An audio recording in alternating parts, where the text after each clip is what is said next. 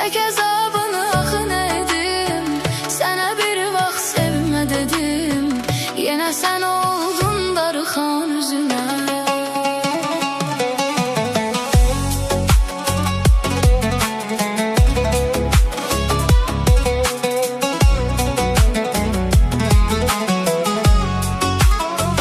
Yenə tənhalığım, yenə bomboş otaq. Nəfəs qədər yaxındasan, əl uzatsam uzaq.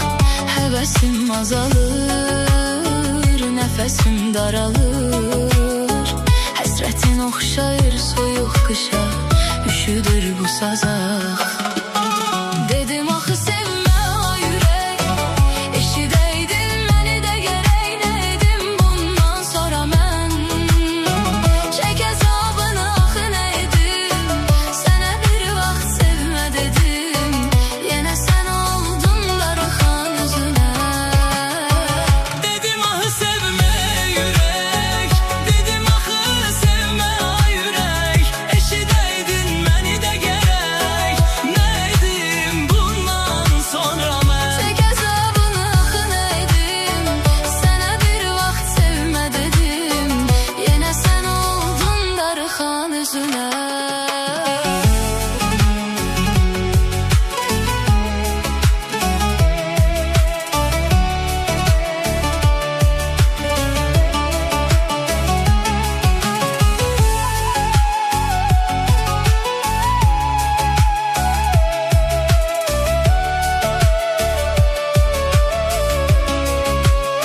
Senli duygularım hiç olmadan gel.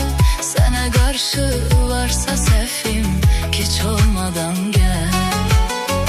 Məni belə üzgün, həyata küskün. Axı üzülərsən belə görsən, gecə oladan gel. Dedim axı sevmə ürək, eşidəydin